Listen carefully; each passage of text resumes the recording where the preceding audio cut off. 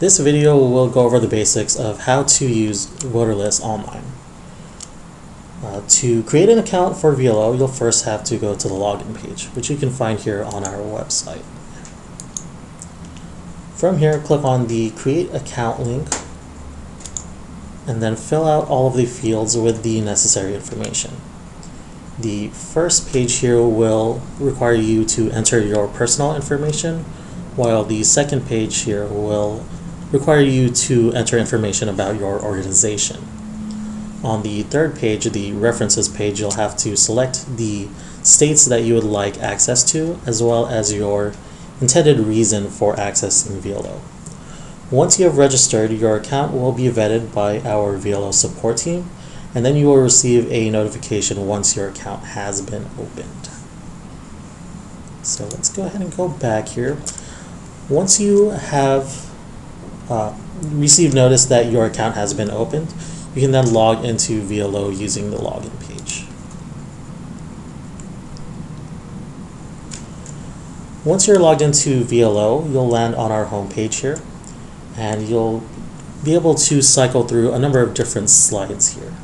The first three slides will contain some information about three maps of the United States. The first map will be the voter map, the second will be the state contributors map, and then the third slide here will be consumers by state. The fourth slide that we have will contain some recent updates that we've had in VLO. If we go back to this voter map here, you'll see that if you hover your cursor over one of the states here, you'll see that some additional information pertaining to that particular state will appear. The very first piece of data that we have there is the number of registered voters for that state. Immediately below that, you'll also see the acquisition as well as the change of address dates, which refer to the most recent update we have for the source data for that state, as well as the last time our address database was updated. In addition to the three aforementioned data types, we also have a fourth, mover data, which is the most recent addition to VLO. If you have any questions on the various types of data, you can reach out to VLO support. Okay, and continuing on here, if you go over to the left side, you'll see that there are three horizontal lines here that will expand the left sidebar here. And the left sidebar will be your main way of navigating throughout the website.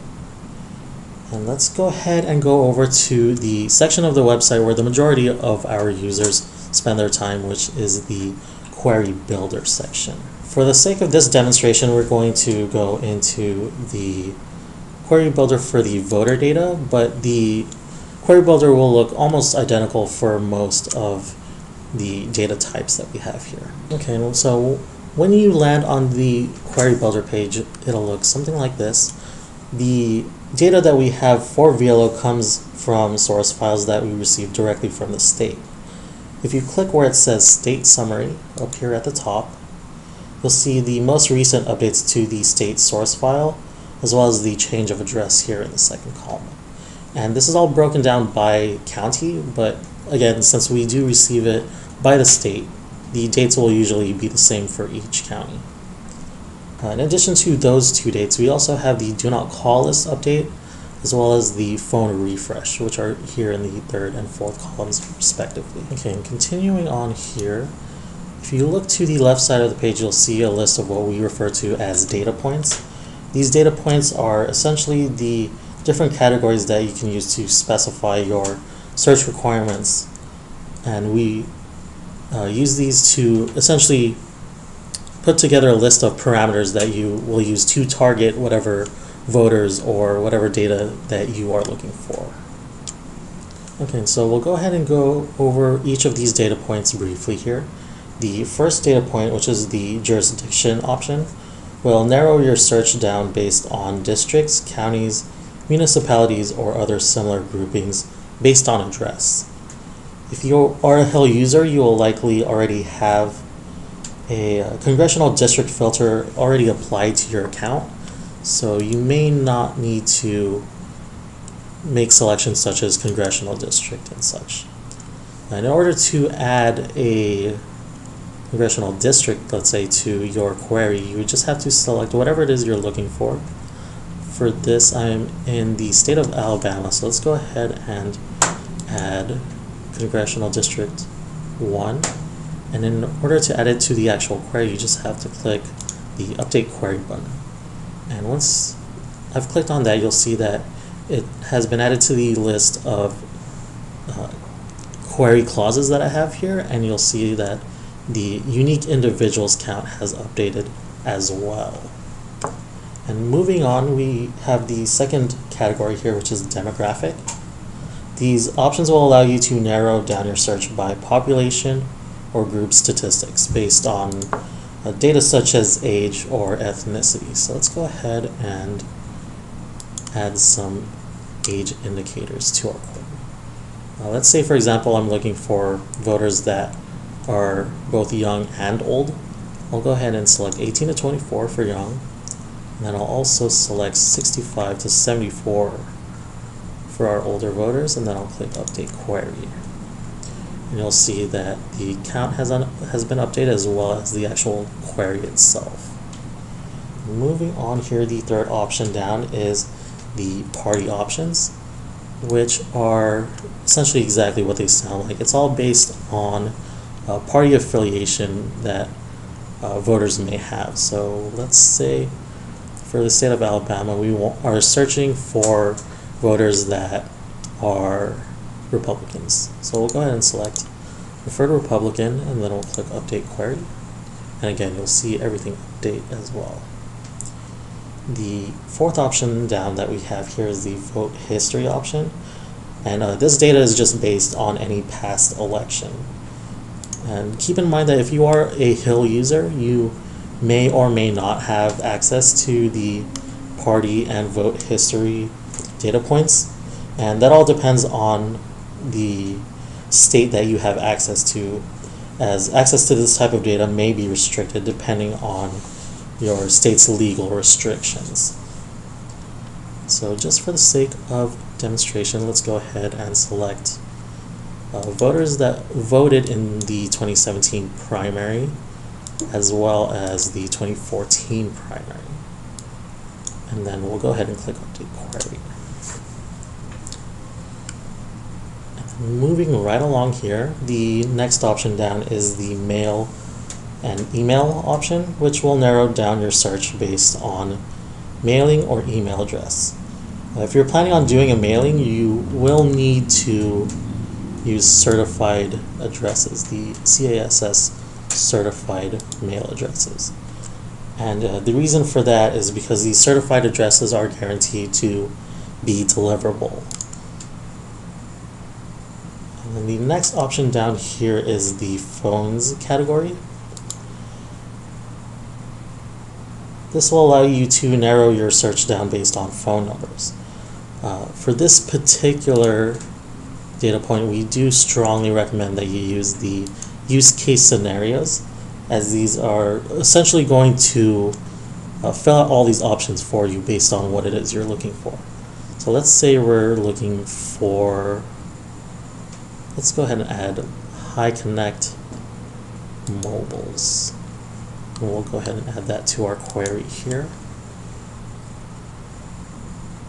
And you do want to be sure that you pay attention to your unique counts here, because if at any point you see that your selected counts drop to 0, that often means that your query clauses could be conflicting. And so at that point, you will have to go back, retrace your steps, and figure out what two data points are conflicting. And so just be sure to be aware of what your counts are as you add additional data points to your query. And then as we move along right here, this next section is the models section. The models section are premium data points for the majority of our users. And as you can see here, a lot of these models are based on probabilities. The next section down is the micro-targeting options, and these are essentially profiles based on a number of different categories that are all built in-house by Aristotle. And essentially, you'll want to use the micro-targeting data points if you're looking for really specific voters here. So let's say, for example, you want to target voters who specifically support Second Amendment rights. That's the type of profile that you'll be able to find for micro-targeting. Again, these are all options that tend to be very specific. So if you want to find kind of a narrow niche of voters, this is likely going to be the best place to look for that. And again, we'll take a look at our query here to see how many voters match with what we've added to our query so far. It looks like we're at a little over 1,200 here. And moving right along, the next section here is the Geospatial tool, which will bring up a map of your selected state when you go into it. And you can go ahead and zoom in here using the plus and minus buttons on the side. And essentially what you can do with the Geospatial tool here is you can search based off of geography if there is no specific data point in any of the other categories that kind of match up with what you're looking for. And what you can do with the Geospatial tool here is you can either freehand draw a shape like this. So I'll go ahead and actually I'll select the circle here and I'll drag and drop that to draw a circle on the map here. And so if I were to add this to my query right now, the system will target any voters within this circle that I've drawn here. Let's go ahead and click the cancel button. Or actually, let's go back in one more time. In addition to drawing a shape freehand, you can also use our Geo library. And the Geo library contains a bunch of different, essentially pre-drawn shapes. So if you want to use one of those instead, you definitely can. If you ever find that there's something that you're not quite able to draw yourself, you can request additional shapes, and we can definitely look into adding those for you. And that's essentially all there is to the Geospatial tool. It's pretty straightforward. And the next option down will be custom searching. And essentially what custom searching consists of is every single field that we have available in VLO here. So if you know exactly what you're looking for, if you have something really specific that you're looking for, you can definitely find that within custom searching. So you'll see here there's a pretty long list of available options that we have in custom searching. So if you're not sure exactly what data point it falls under, you can definitely look here and you'll likely find it if it's available in the system at all. And again, you can add that to your query by clicking the Update Query button.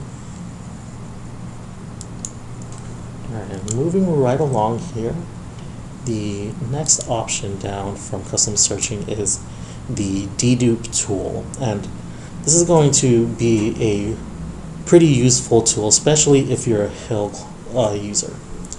And what the D-dupe tool does is it essentially allows you to compare your list with any previous list that you've purchased for the current state that you have selected. So here I have a previous list that I created for the state of Alabama, and what I could do now by clicking the D-dupe checkbox there and clicking Update Queries, I'm essentially comparing this list to my previous list. And what that'll do is that if there's any overlap between the two lists, that'll prevent me from having to repurchase any of the records that were in that previous list. So let's say I have two different lists and there's 200 in both lists, but a few of those 200 are the same records. The current query will actually have those duplicate records removed from the list so that I don't essentially buy the same data that I've already bought previously. And that comes in handy again if you're a Hill user, because this tool is really useful for building 499 mailings, because again, it just ensures that you're not sending the mailing out to someone who had already received one previously. And I'll go ahead and delete that. You'll see that that should bring my unique individuals count back up again. And moving right along here, the next option is the snippets tool that is at the very bottom here. If you just click on that, you'll see that there's not really much on this query snippets panel that opens up. But essentially what the snippets tool allows you to do is it allows you to build a more complex query by giving you a little bit more flexibility. And before we move along here, I'm going to go ahead and delete some of these previous data points that I have in my query. So in order to see what the snippets tool really works like is probably best illustrated with the vote history clause that I have right here in the middle. You'll see that I previously added voters who had voted in both the 2017 primary as well as the 2014 primary. You'll see that it's targeting voters that voted in both elections. Now let's say, for example, that I instead wanted voters who voted in one or the other, primary 17 or in primary 14. That's where the query snippets tool will come into play here. So let's go ahead and delete that clause. But I'll go ahead and go back into vote history here. And what I can do now is, instead of adding both of those elections to my query, I can click on 2017 voted, and then I'll instead click the snippet button in the lower left hand side here. Once you do that, you'll see that the query snippets panel opens up one more time, and the voted in primary 17 option will appear.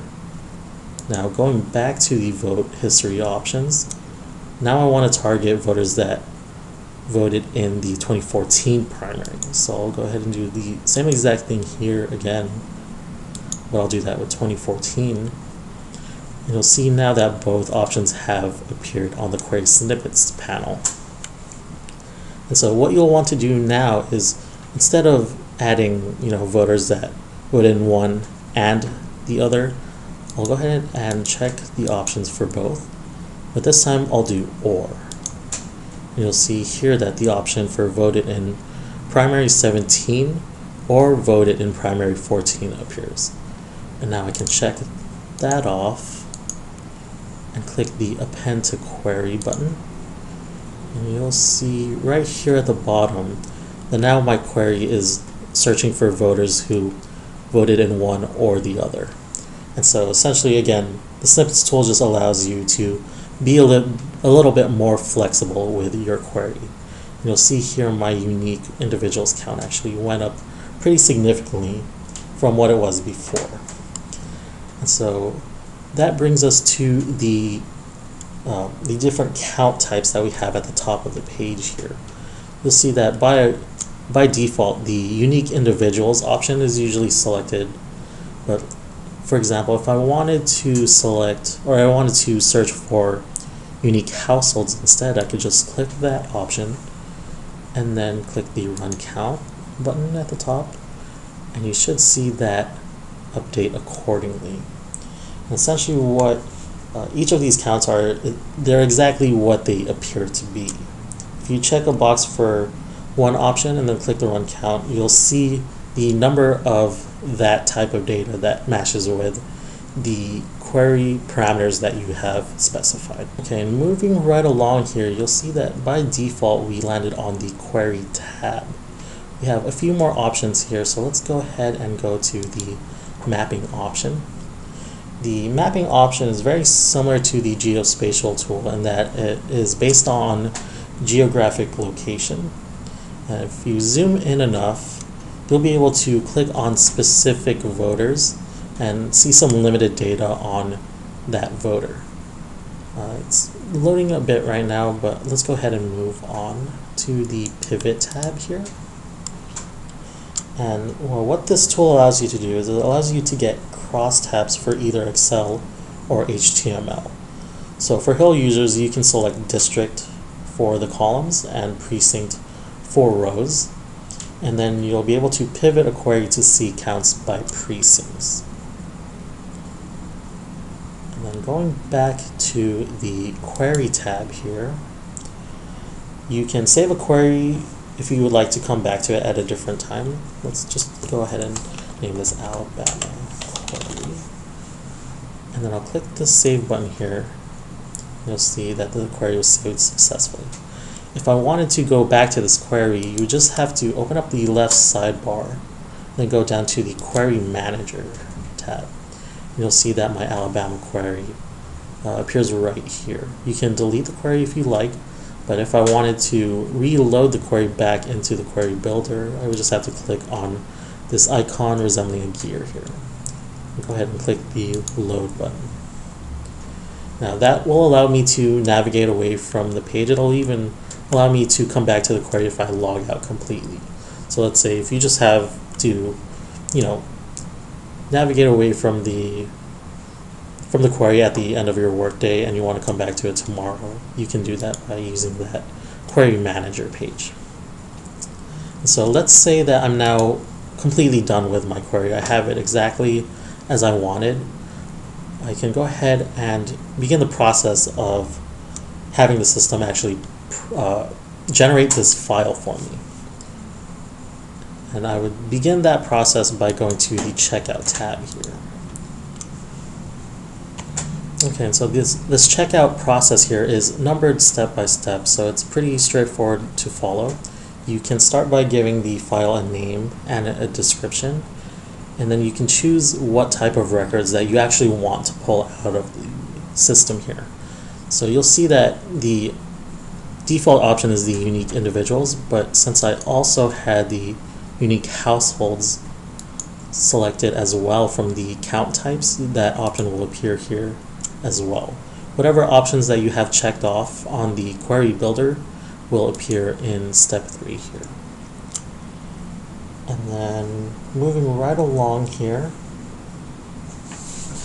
you can also select any additional data where it's available. If you remember, I had selected mobile phones earlier, and that is why the mobile phones where available option is checked off. But if I also wanted to include emails, I would just have to check that box off here. And do be aware that if you are not on a contract with Aristotle, these types of data here will be an additional cost. And you can find the pricing for our files under the Help tab here under Pricing. Then moving down to step 5, you'll see that you can also select a sample type. The default option here is all records, so the system will just give you every single record we have in the database that matches with what your query parameters were. But if you, let's say you just wanted to get some statistics on the records that match your query, you can just choose to use a target random sample, for example, or any of these other sample types. And then once I have filled everything out as needed,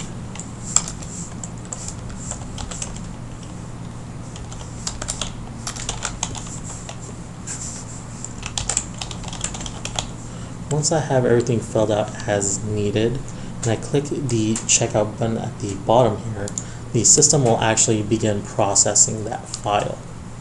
You'll see here that says the checkout was successfully submitted. And you'll also see at the bottom here that it'll say to go to My Files to review the file status. So let's go ahead and go over there now. You'll see right below the query builder will be the My Files page. And if you click there, and once it loads up, you'll see the file that you just went through the checkout process for will appear on this page. You'll see that it says the following files are now ready. We'll go ahead and let that load here for a second.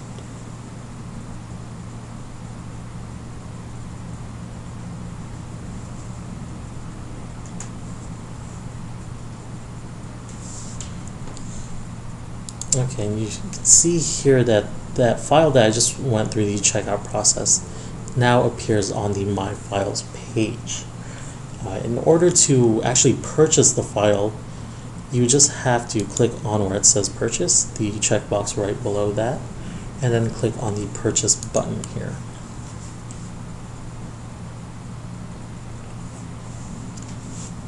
Okay, and so you'll see that there's some of the information about the particular file that I had selected. So let's go ahead and check the box here to agree to the additional charges because I did include mobile numbers. And then we'll click the purchase button. And once you have purchased that file, you'll be brought to a page where you can view your receipt here.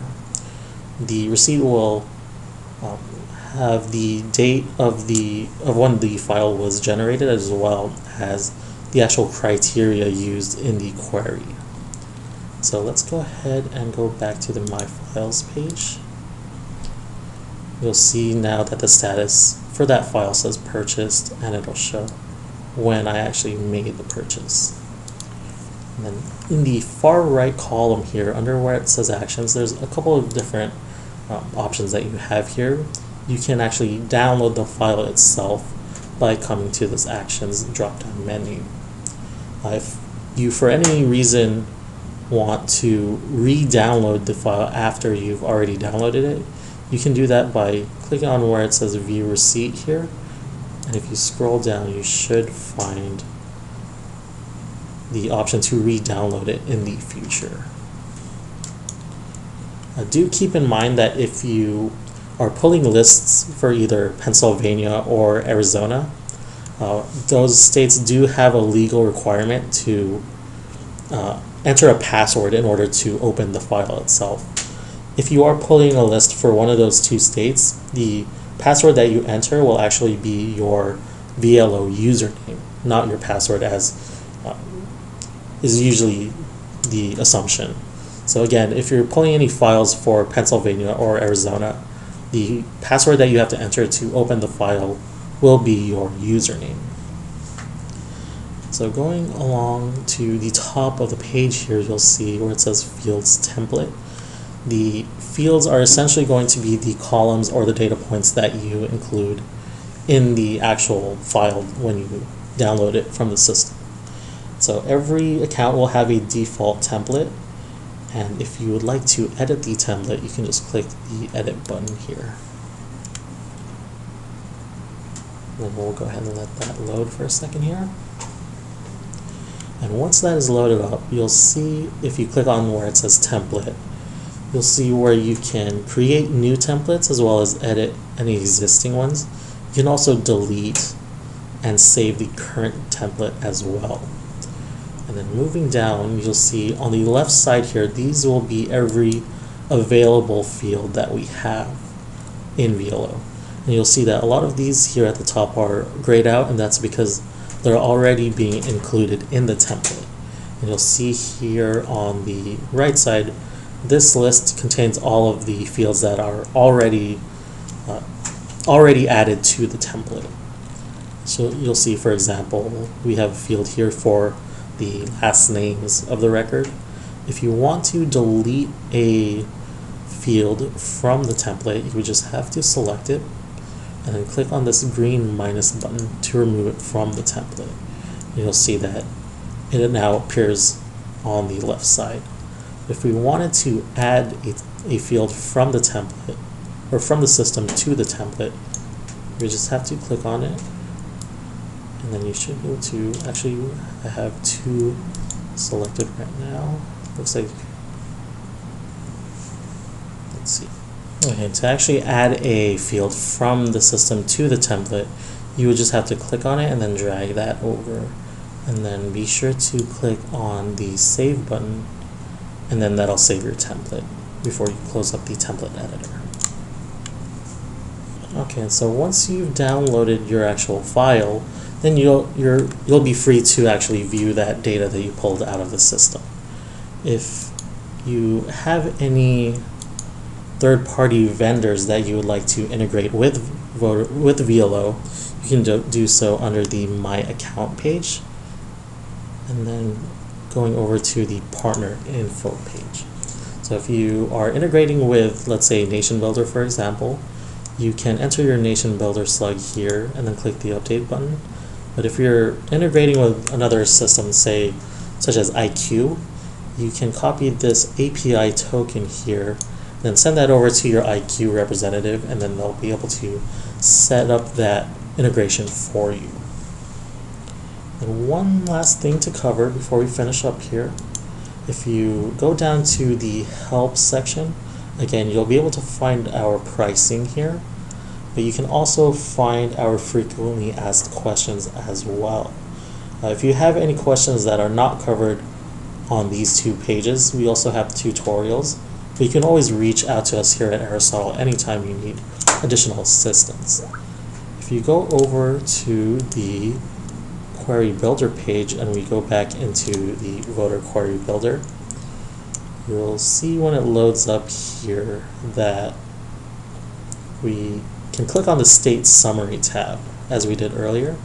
And if you click over to the Summary section of the State Summary, you can scroll down to the bottom here and you'll find some additional contact information for us here at Aristotle. So again, if you need any further assistance with VLO, definitely feel free to reach back out to us.